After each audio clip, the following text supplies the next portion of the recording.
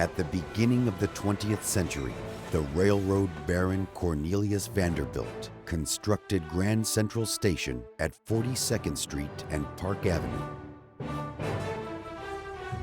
Much new building constructed ensued in that area as corporate titans erected buildings within walking distance of Grand Central and workers commuted from surrounding suburbs. Grand Central was also the primary stopping point for out-of-town visitors arriving in New York.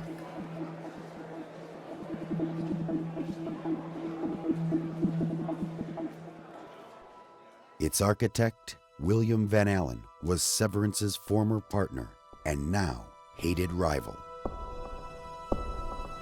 Van Allen teamed up with the automobile magnate Walter P. Chrysler to build Chrysler's self-made monument. What a surprise Severance and Ostrom had coming. They were certain that Van Allen had completed the building and that it would not reach within 80 to 100 feet of the ultimate height of 40 Wall Street.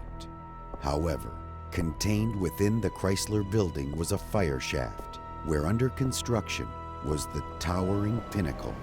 In one day, and only taking 90 minutes, the magnificent crowning spire rose through the roof and soared to an ultimate height of 1,046 feet to banish once and for all, in a matter of weeks, the short-lived world's tallest building title held by 40 Wall Street.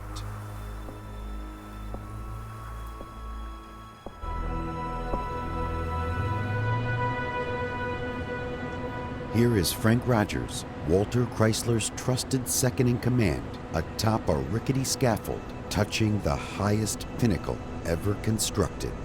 And here is Van Allen, sporting a Chrysler building costume with fellow architects at the Beaux-Arts Ball, each wearing his most recent design. Van Allen and Chrysler were masters of promotion.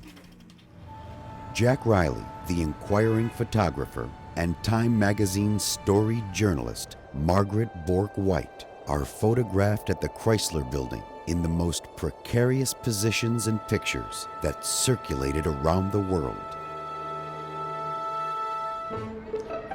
In the pre-television 1930s, many of the news stories were reported by newsreel coverage playing in the movie theaters for 20 minutes prior to the airing of a feature film.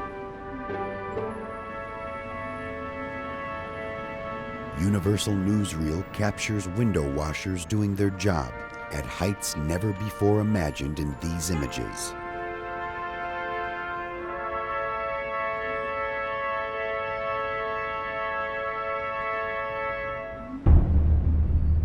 Rising to a height never before constructed by man, the Chrysler is still in all its glory today and remains a quintessential Art Deco masterpiece in the American skyline.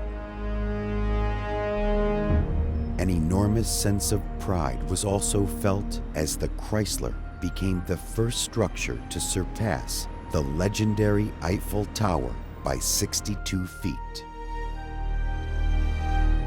William Van Allen unfortunately became one of life's more tragic figures.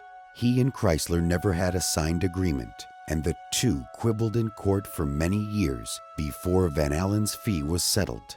His subsequent efforts at architecture have only gone down as minor footnotes in history.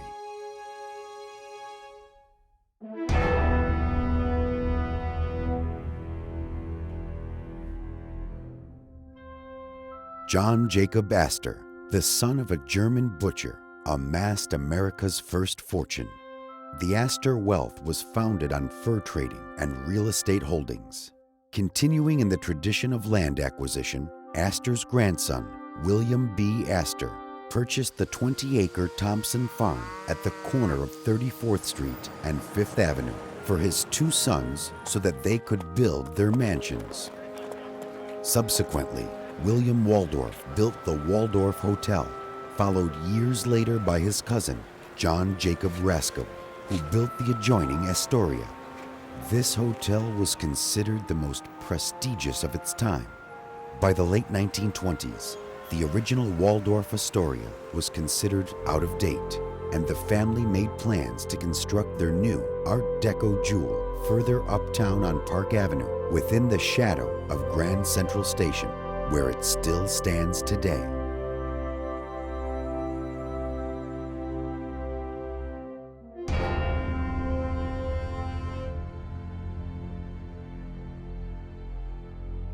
John Jacob Raskob was a financial genius. For many years, Raskob was the personal assistant to the chairman of the DuPont Corporation, Pierre DuPont, and later served as executive vice president of General Motors. Partnering with four-time New York governor and recently defeated presidential candidate Al Smith, along with the architectural firm of Shreve, Lamb, and Harmon, Raskob and his team chose the carcass of the old Waldorf as the site for the new building.